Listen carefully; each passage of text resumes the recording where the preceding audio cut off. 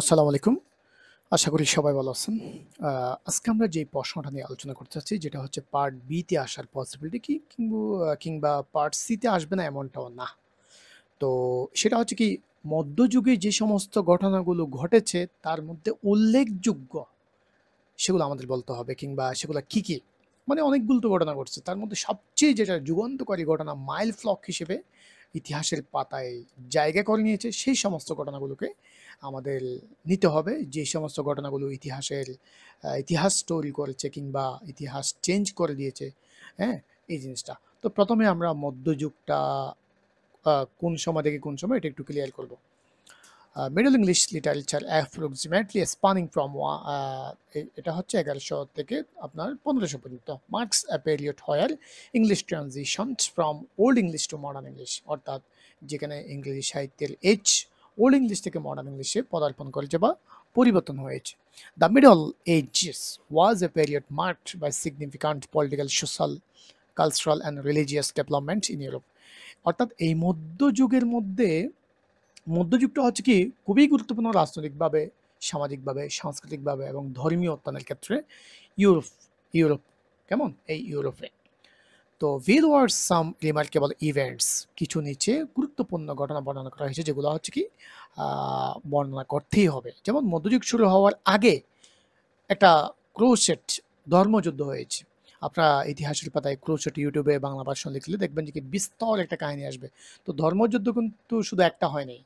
এটা হচ্ছে আপনার শুরু হয়েছে ১০৯৬ তে ১২৯১ দিকে শেষ হয়। কেমন? এখানে আপনি এটা হচ্ছে কি খ্রিস্টান এবং ইহুদি, মুসলিম, খ্রিস্টান এদের মধ্যে যুদ্ধটা। অর্থাৎ বায়তুল মুকদ্দাস বর্তমানে যেটা জেরুজালেম, ইসরায়েলে অবস্থিত, এই জিনিসটা নিয়ে যুদ্ধ হয়েছিল। কেমন? তো এই যুদ্ধ ওয়ার্ডগুলো যখন আমরা ইউজ করি মানে সাউন্ডগুলো বন্ধ হয়ে যায় ওটু। গতবার আমি এই ভিডিওটা রেকর্ড করেছিলাম বাট অটোমেটিক্যালি বন্ধ হয়ে যাওয়ার কারণে এটা ইউটিউবে দিয়েও কিন্তু সাউন্ড হয় নাই। তো যাই হোক আবারও চেষ্টা করতেছি। তো এই যে ধর্মযুদ্ধটা কয়েকবার হয়েছিল। মানে ১ টা ২ টা ৩ টা অলমোস্ট ৪ টা মতো ধর্মযুদ্ধ হয়েছে। প্রত্যেকটা যুদ্ধ কিন্তু ছিল হচ্ছে মুসলিমদের সাথে আ খ্রিস্টানদের, ইহুদিদের, কেমন? তো এটার কেন্দ্রবিন্দু ছিল বায়তুল মুকদ্দাস, জেরুসালেম বা জেরুজালেম। কেমন? এটা উল্লেখ করতে হবে। পুরাপুরি উল্লেখ করার দরকার নাই। মানে অল্প কয়েকটা উল্লেখ করবেন আরকি। কেমন? এটা আমি যেটা লিখে দিয়েছি ওটা দিলেও চলবে। এরপরে নরমান কনকোয়েস্ট অফ ইংল্যান্ড। তো ইংল্যান্ডে সেই সময় রাজা ছিল হচ্ছে কি মানে ১০৬৬ খ্রিস্টাব্দে কিং হ্যারল্ড টু। কিন্তু অপরদিকে উইলিয়াম যে কনকোয়ারর সে জার্মান ছিল। সে কি করেছিল? আ মানে আপনার ইংল্যান্ডে আক্রমণ করে যে ইংল্যান্ডকে সে জয়লাভ করেছে এই জিনিসটাকে ব্যাটল অফ হেস্টিং বলা হয়। কেমন? এখানে ছোট করে লিখা আছে at the battle of Hasting. তো এই সময় কিন্তু এটা নিয়ে একটা ব্রড কোয়েশ্চেন আসছে। নরমান্ডিরা ইংল্যান্ড জয়লাভ করার পরে ইংরেজি সাহিত্যে, ইংরেজি কালচারে, ইংরেজি ভাষাতে অনেক কিছু বিস্তর পরিবর্তন চলে আসছে ইভেন সরকার পদ্ধতিতেও। কেমন? কারণ নরমান্ডিরা ইংরেজকে জয়লাভ করার পর সেখানে আ রয়ে গেছে। যেমন মুঘলরা যেরকম ভারতবর্ষে এসে এখানে রয়ে গেছে, একেবারেই নরমান্ডিরও, হ্যাঁ? এখানে ইংল্যান্ডে এসে তারা জয়লাভ করার পরে সেখানে খেয়েছে, বিয়ে করেছে, সেখানে সরকার গঠন করেছে। সবকিছু ওখানেই করেছে। এরপরে গুরুত্বপূর্ণ আরেকটা ঘটনা হচ্ছে ব্ল্যাক ডেথ। ব্ল্যাক ডেথটা হচ্ছে গিয়ে খুব গুরুত্বপূর্ণ ঘটনা যেটা ৪১তম বিসিএস ওইটা আসছে। ব্ল্যাক ডেথ মানে কি? ব্ল্যাক ডেথ মানে হচ্ছে বিখ্যাত একটা মহামারী যেখানে প্রায় ইউরোপের ১/৩ মানুষ মারা গেছে।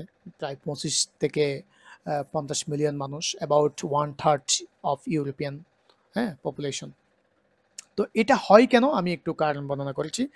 এটার বৈজ্ঞানিক নাম হচ্ছে ব্যাকটেরিয়াম আর্সেনিয়া পেস্টিস। এটার কারণে হয়। এটা মূলত ছড়ায় হচ্ছে মাছি থেকে। মাছি থেকে ইঁদুরে যাবে, ইঁদুর থেকে মানুষের স্পর্শে আসলে মানুষের লাংসটা বিকল হয়ে যায়, দেন আস্তে, আস্তে ধীরে, ধীরে মারা যায়। কেমন? এটার নাম হচ্ছে ব্ল্যাক ডেথ। তো এরপর হচ্ছে 100 ইয়ার্স ওয়ার নামে একটা যুদ্ধ হয়েছিল যেটা শতবর্ষী যুদ্ধ। শতবর্ষী যুদ্ধ মানে যেটা একেবারে ১০০ বছর চলছিল ফ্রান্স এবং ইংল্যান্ডের মধ্যে। ফ্রান্সের রাষ্ট্র ক্ষমতায় কে যাবে, কে যাবে না এটা সিদ্ধান্ত নিতে যাচ্ছে কে? ইংল্যান্ড। এই ব্যাপারে একটা যুদ্ধ হয়ে যায়। এই যুদ্ধের মধ্যে সবচেয়ে গুরুত্বপূর্ণ যুদ্ধ হচ্ছে এজিনকোর্ট নামে একটা যুদ্ধ। আর এই যুদ্ধের মধ্যে দেখব যে কি আমরা সেই সময় তো মহিলা কোনো যোদ্ধা কিংবা সেনাপতি ছিল না। হঠাৎ করে একটা মহিলা যোদ্ধার বিখ্যাত যোদ্ধার আবির্ভাব হয় ইতিহাসের পাতায়, সেই নাম হচ্ছে জোয়ান অফ আর্ক। এটা নিয়ে শর্ট নোট কিংবা আহ, কখনো আসে নাই, কিন্তু একটা সময় আসার পসিবিলিটি আসা হচ্ছে কি জোয়ান অফ আর্ক নামে একটা শর্ট নোট আসতে পারে। কেমন আনকমন যখন কোয়েশ্চেন আসবে, কারণ ইতিহাসের পাতায় এই মেয়েটা হচ্ছে সবচেয়ে অনেক বেশি বিখ্যাত। যেমনটা ভারতবর্ষে সুলতানা কামাল, সুলতানা কামাল নাকি ওই যে কোন একজন মেয়ে বিখ্যাত আর কি, যিনি কি হয়েছিল, রাজিয়া সুলতানা, সুলতানা কামাল না সরি, রাজিয়া সুলতানা নামে একজন মুঘল সম্রাটের মুঘল নাকি কার মুঘল আমলে একজন কি হয়েছে, এখানে সুলতান বাদশাহ হয়েছিল, সেই তার মতোই একটা মানে প্লট বিখ্যাত ছিল জোয়ান অফ আর্ক। এরপর রাইস অফ দ্য ইউনিভার্সিটি, আমরা জানি যে ইউনিভার্সিটি হচ্ছে কি ক্রমান্বয়ে প্রতিষ্ঠিত হয়েছে, কিন্তু এই যে মধ্যযুগে আহ, ইতালিতে যেমন মধ্যযুগে ইতালিতে ইউনিভার্সিটি অফ বোলোগনা, তারপরে ইউনিভার্সিটি অফ প্যারিস ফ্রান্সে, ইউনিভার্সিটি অফ অক্সফোর্ড ইংল্যান্ডে, ক্যামব্রিজ ইংল্যান্ডে। তো এখানে আবার ক্যামব্রিজটা প্রতিষ্ঠিত হয়েছে হচ্ছে কি অক্সফোর্ড থেকে কিছু স্টুডেন্টস ওখানে নিজেরাই করেছে আর কি একসাথে গিয়ে। তারপরে আরেকটা গুরুত্বপূর্ণ ঘটনা যেটা 1215-তে হয়েছে, বিভিন্ন পরীক্ষাতে আসছে ম্যাগনা কার্টা কি, বাংলাদেশের ম্যাগনা কার্টা হচ্ছে 6 দফা দাবি। এরপরে ম্যাগনা কার্টা কত সালে হয়েছিল, 1215, কে সাইন করেছিল, জন, কিং জন। তো এটা হচ্ছে মূলত একটা সময় ইংল্যান্ডের আইনেই ছিল রাজার কথা, কেমন আদার্স কোনো আইন ছিল না, রাজা যেটা চাইতো সেটাই আইন, রাজার কথাই আইন, রাজার ইচ্ছাই আইন, কেমন এটাই ছিল। কিন্তু একটা সময় ইংল্যান্ডের জনগণ যেটা করেছে, রাজার সেই ক্ষমতাকে শিকল বেরিয়ে শিকল বেঁধে দিল, অর্থাৎ রাজা ইচ্ছা করলেই মানুষের মৌলিক অধিকার খর্ব করতে পারবে না।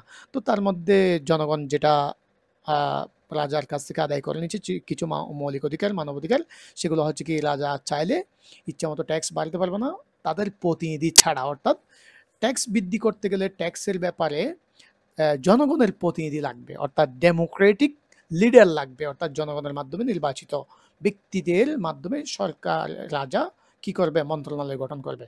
এরপরে ফেয়ার ট্রায়াল অর্থাৎ স্বাধীন বিচার ব্যবস্থা করেছিল, আগে ছিল রাজা যেমনটা চাইতো এমনটাই। এই জিনিসটা কিন্তু ইংল্যান্ডের ইতিহাসে সংবিধানের কি কনস্টিটিউশনাল ল এর ভিত্তি স্থাপন করেছিল, কেমন এভাবে এই protection of individual liberties in England, এভাবে ব্যক্তিগত স্বাধীনতা রক্ষা করে, কেমন। এরপরে আরেকটা 7 নম্বর যেটা ঘটনা আমরা দেখতে পাচ্ছি সেটা হচ্ছে পেপাল স্কিম। পেপাল স্কিম মানে নর্মালি পোপ তাকে হয়তো বা ক্যাথলিক নয়তো বা রোমান। তো এখন ঘটনা হয়ে গেছে দুইটা পোপ হয়ে যায় সেই সময়, যদিও পোপ এবং রোমান দুইটা ভাগ হয় নাই। তো একটা সময় দেখা যাচ্ছে এই মধ্যযুগে দুই জায়গাতেই ক্যাথলিক পোপ দুজনেই পোপ দাবি করে বসে, কেমন একটা রোমে একটা হচ্ছে কি এবিগননে। এখন এই সমস্যার সমাধান হয়েছে একেবারেই 1417-র দিকে, কেমন যখন হচ্ছে আপনার ওই কে আসছে ক্ষমতায়, মানে একটা কাউন্সিলের মাধ্যমে আর কি, কাউন্সিল অফ কনস্ট্যান্টস, এটার মাধ্যমে হয়। কারণ এটা এই জিনিসটা একই দেশে, হ্যাঁ, যখন পেপাল মানে পোপ দুটা হয়ে যায় তখন জনগণ কোন দিকে যাবে এটা একটু সমস্যা দাঁড়ায়। তো যাই হোক, এরপরে হচ্ছে আরেকটা গুরুত্বপূর্ণ ঘটনা হচ্ছে invention of the printing press, অর্থাৎ প্রেসের আবিষ্কার। ইংল্যান্ডের ইতিহাসে প্রেস যখন আবিষ্কার হয়, আগে তো হ্যান্ড রাইটিং লেখা ছিল, এখন যখন ফটোকপি মেশিন বা প্রেস আবিষ্কার হয় তখন একটা যুগান্তকারী ভূমিকা শুরু হয়ে যায়, যেটা হচ্ছে the invention of the printing presses by Johannesburg Gutenberg. এটাও কিন্তু বিসিএস এর বিভিন্ন সময় আসছে 1440-এ, রেভলিউশনালাইজড অ্যান্ড কমিউনিকেশন, অর্থাৎ যোগাযোগের ক্ষেত্রে একটা আমূল পরিবর্তন ঘটায়, বিপ্লব ঘটায়, played a crucial role in Renaissance, the Reformation and Scientific Revolution. রেনেসার ক্ষেত্রে বৈজ্ঞানিক বিপ্লবের ক্ষেত্রে এটা অনেকটা গুরুত্বপূর্ণ ভূমিকা রাখে। ফল অফ কনস্টান্টিনোপল, একটা পর্যায়ে মধ্যযুগের শেষের দিকে এসে বাইজেন্টাইন কর্তৃক পরিচালিত কনস্টান্টিনোপল যে শহরটা ছিল, যেটা বর্তমান নাম হচ্ছে ইস্তাম্বুল, তুরস্ক, সেই তুরস্ক একটা সময় খ্রিস্টানদের দখলে ছিল, সেখান থেকে যুদ্ধের মাধ্যমে বাইজেন্টাইন সম্রাটকে হটিয়ে, কেমন সুলতান মোহাম্মদ টু সে দখল করে অটোমান সম্রাট। তারপর থেকে ইসলামিক রেনেসা, মুসলিম রেনেসার যুগ সেখানে সূত্রপাত হয়। তাহলে আরেকটা গুরুত্বপূর্ণ বিষয় হচ্ছে কি রিকনকুইস্টা, এটাও কিন্তু ইসলামিক মুসলিম এবং খ্রিস্টান রিলেটেড একটা যুদ্ধ।